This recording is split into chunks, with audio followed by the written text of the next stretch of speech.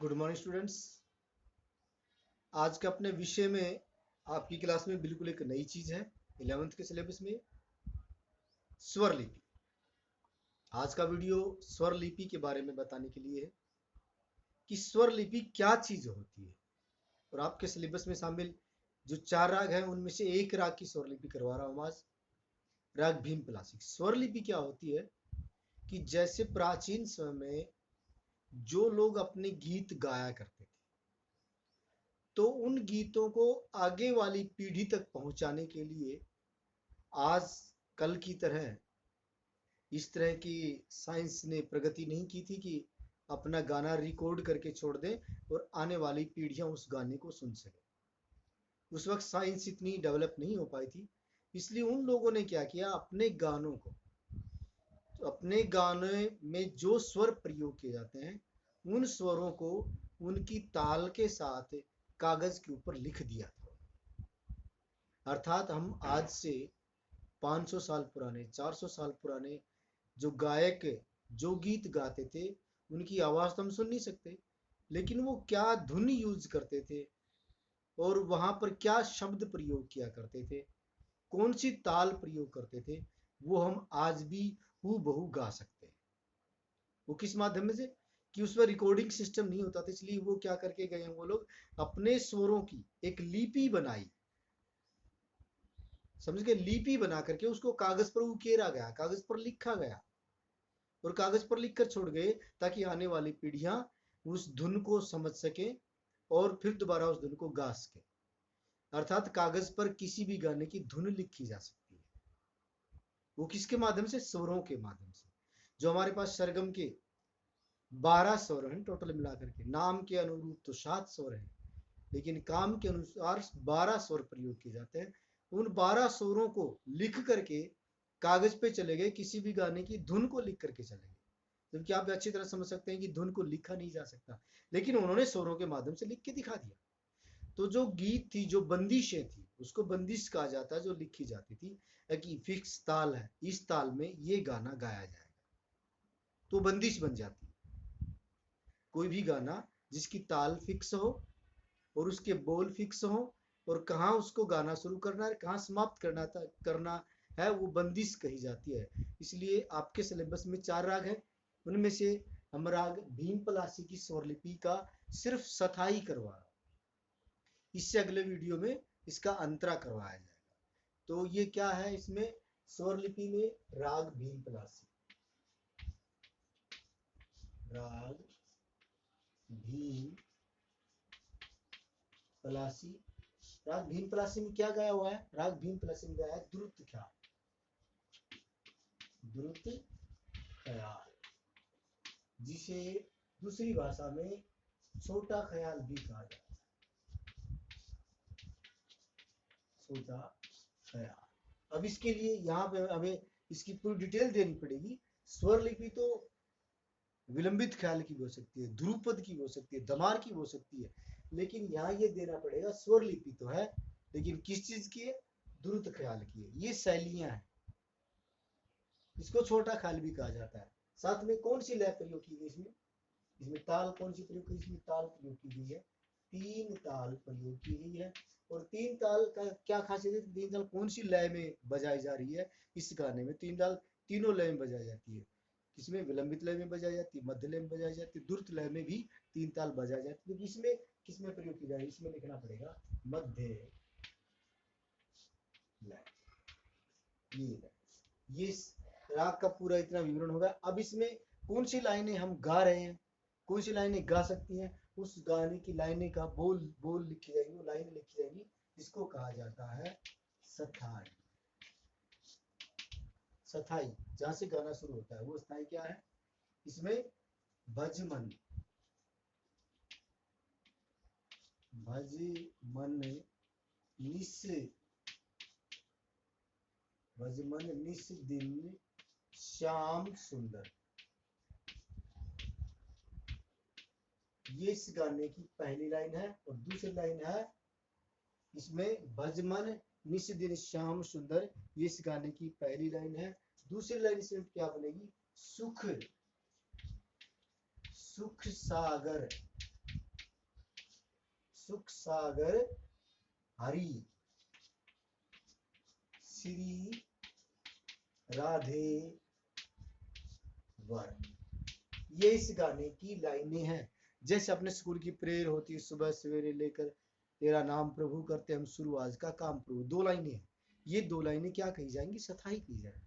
सथाई किसे कहते हैं? गाने की वह बोल जो उसके बिल्कुल टॉप पे लिखे होते हैं और जो इनको बार बार रिपीट किया जाता है। शुरुआत में जिनको गाते हैं, फिर बीच में स्टैंजा आता है, फिर शुरुआत पे आ जाते हैं।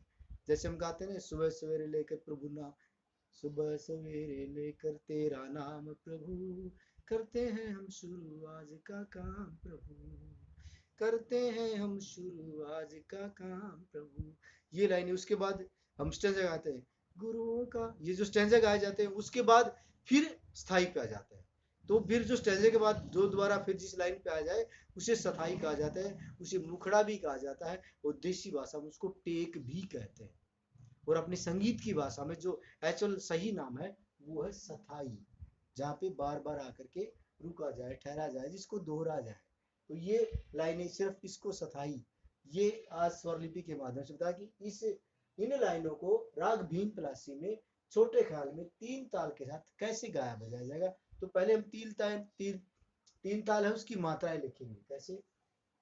1 2 3 4 5 6 7 8 9 10 11 12 13 14 15 और ये 16।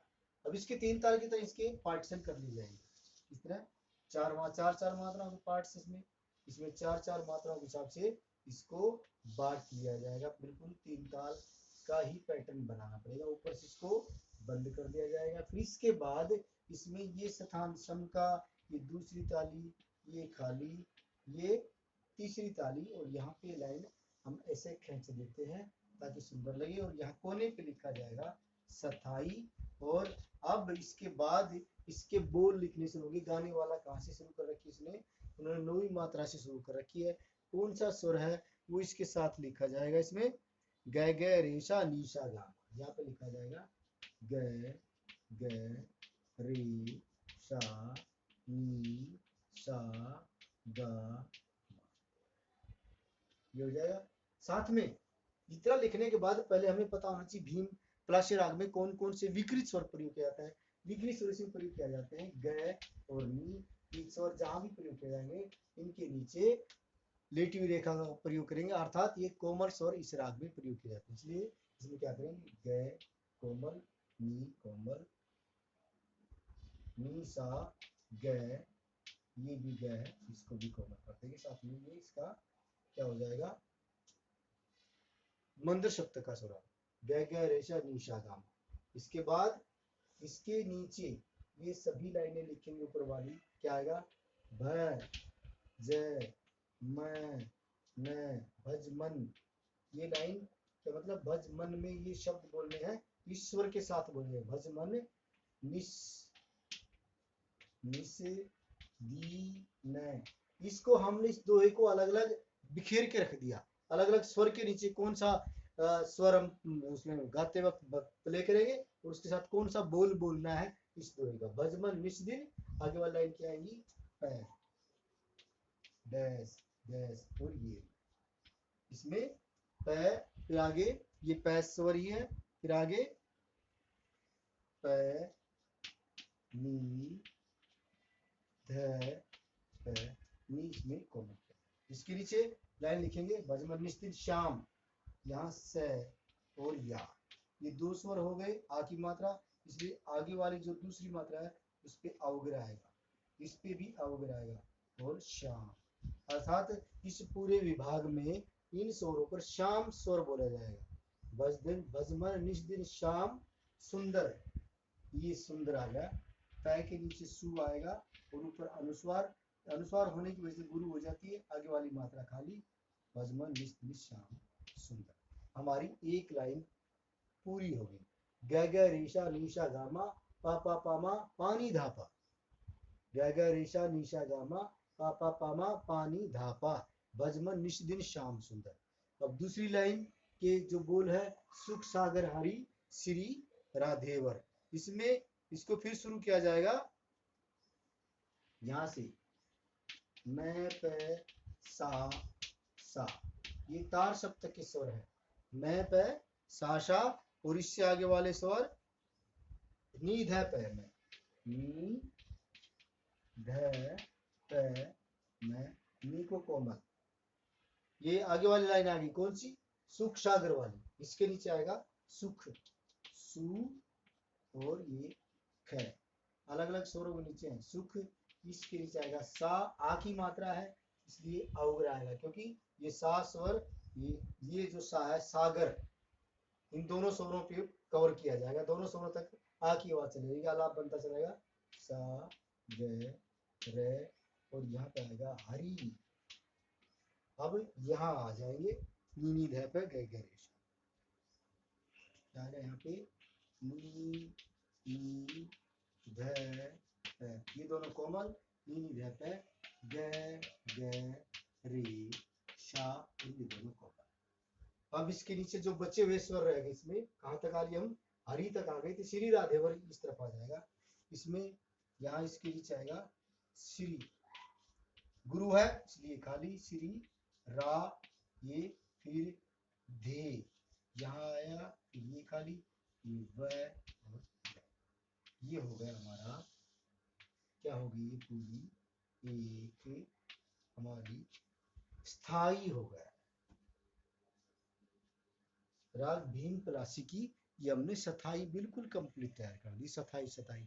इसको गाया जाएगा ग ग रेशा निशा गामा पा पा पामा पानी धापा, भजमन निश दिन श्याम सुंदर, यहाँ तक ये आ जाएंगे। फिर उसके बाद मैं पे सा नी ध पे में, मैं पे सा नी ध पे में। आप इस तरह इसको चार चार लाइन करके बोल बोल के इसको तैयार करेंगे। जैसे ग ग रेशा निशा गामा, चार हो गए, चार और चार 8 स्वर हो गए, ग ग रेशा निशा गामा 8 स्वर हो गए, पे में पै नी ध पे, फिर आएगा मैं पे सा नी ध पे, मैं पे सा नी ध पे में, आगे वाली लाइन आएंगी नी नी ध पे ग ग रेशा।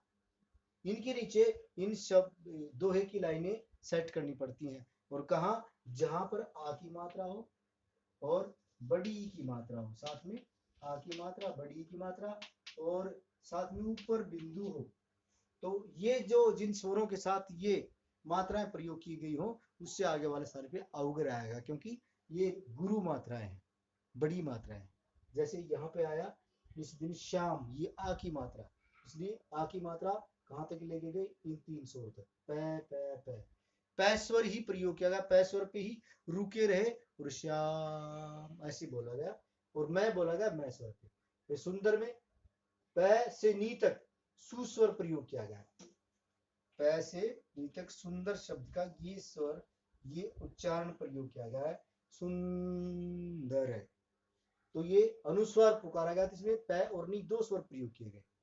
और इस तरह यहाँ पे आगे हम सागर, आ की मात्रा सा, ये आ की आवाज जो बोल रहा हूँ आ सा, यहाँ आ की मात्रा थी, आ की आवाज आएगी। यहाँ पर अनुस्वार है सुन, तो अनुस्वार की आवाज आएगी यहाँ तक, ठीक है। इस तरह श्री, यहाँ पे श्री हो गया, तो ई की मात्रा है, तो यहाँ पे ई शब्द उच्चारण किया जाएगा, श्री रा, जहाँ पे आ है तो आ, यहाँ पे दे, क्योंकि ए की मात्रा है। तो ये बड़ी आवाज दर्शाने के लिए, गुरु जो शब्द होते हैं उनको दर्शाने के लिए इसमें प्रयोग किया जाता है। साथ में म्यूजिक में इसकी आवाज दोनों स्वरों तक धी का प्रयोग किया जाएगा, तब राधे। ये हुआ स्थाई आज की वीडियो, आपके लिए बिल्कुल हो सकता है नया हो। स्वरलिपि क्या होती है? किसी भी राग को, किसी भी ख्याल को, ध्रुपद को, धमार को कागज पे उतारना, लिखना स्वरों के माध्यम से ताल सहित बंदिश कहलाती है। इसको बंदिश भी कहते हैं, स्वर लिपि भी कहते हैं, ठीक है। आजकल तो सब रिकॉर्डिंग सिस्टम आ गया, आप अपनी आवाज गा करके रिकॉर्ड करके चले जाइए, फिर कभी बाद में कितने सालों के बाद भी आने वाली पीढ़ियां भी उस गाने को सुन सकती हैं।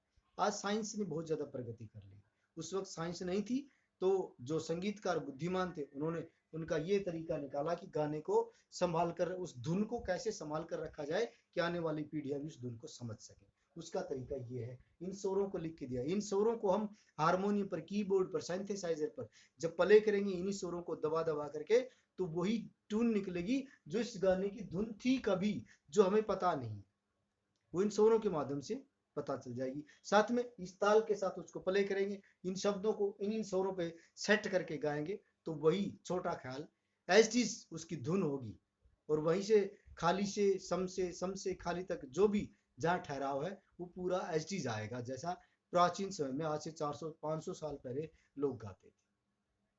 स्वरलिपि अपने गाने को सहेज कर रखने का आने वाली पीढ़ियों तक एक अच्छा माध्यम था प्राचीन समय में।